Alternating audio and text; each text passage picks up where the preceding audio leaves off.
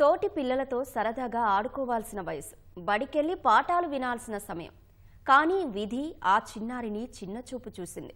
తండ్రి ఇంటిని వదిలేసి వెళ్లిపోగా 9 ఏళ్లుగా తల్లి మంచానికే పరిమితమైంది. కదల్లేని స్థితిలో ఉన్న తల్లికి సపర్యలు చేస్తూ, కంటికి రెప్పలా కాపాడుకుంటూ కన్న తల్లికి అమ్మగా మారింది ఆ 11 ఏళ్ల చిన్నారి. కడు పేదరికంతో కనీసం తినడానికి సరైన తిండి లేక, వైద్యానికి డబ్బులు లేక ఆపన్న హస్తం కోసం దీనంగా ఎదురుచూస్తోంది ఆ కుటుంబం.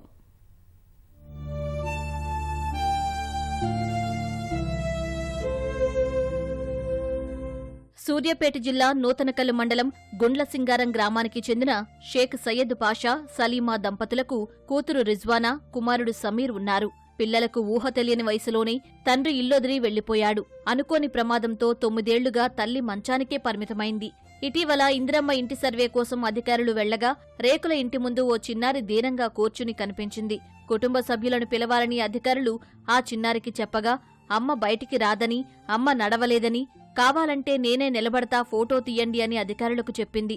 విషయం ఆరా తీసిన అధికారులు ఆ కుటుంబ దీనస్థితి చూసి చలించిపోయారు.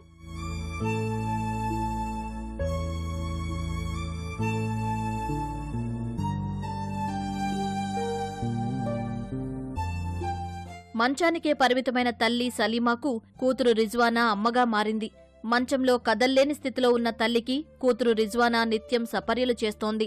కనీసం మంచం కూడా దిగలేని స్థితిలో ఉన్న తల్లికి ఆ గదిలోనే అన్ని సపర్యలు చేస్తూ కంటికి రెప్పలా కాపాడుకుంటోంది. ఇంటి ఖర్చులకు కూడా డబ్బులు లేని స్థితి వారిది. 6వ తరగతి చదువుతున్న కూతురు రిజ్వానా తల్లిని చూసుకుంటూ బడికి వెళుతోంది. ప్రతిరోజు పాఠశాలలో మధ్యాహ్న భోజనం చేసిన తర్వాత ఇంటికి వచ్చి తల్లికి అన్నం వండి తినిపించి వెళుతుంది. రాత్రిపూట చుట్టుపక్కల ఇళ్ల వద్దకు వెళ్లి భోజనం తెచ్చి అమ్మ ఆకలి తీరుస్తోంది ఆ చిన్నారి. అటు బడికి వెళుతూ తల్లిని చూసుకోవడం ఇబ్బందిగా మారిందని ఇంటికి వెళ్లిన అధికారులకు దీనంగా చెప్పింది రిజ్వానా. చిన్నారి పరిస్థితి చూసిన అధికారుల కళ్లు చెమర్చాయి. ఆ కుటుంబాన్ని ప్రభుత్వం ఆదుకోవాలని గ్రామస్తులు కోరుతున్నారు.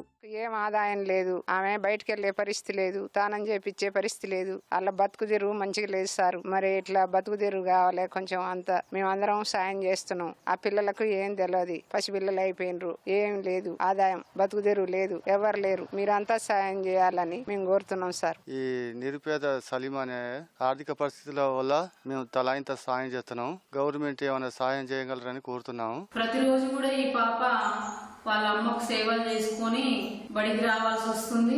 మధ్యాహ్నం వెళ్లి ఒకసారి వాళ్ళ అమ్మని చూసుకొని వస్తుంది. ఏ ఆధారం లేదు. తన బాల్యాన్ని కూడా కోల్పోతుంది. తనకు ఒక అన్న మాత్రమే ఉన్నాడు, అతడు కూడా చిన్నవాడే. కాబట్టి వీళ్ళ పరిస్థితి చాలా ఘోరంగా ఉంది.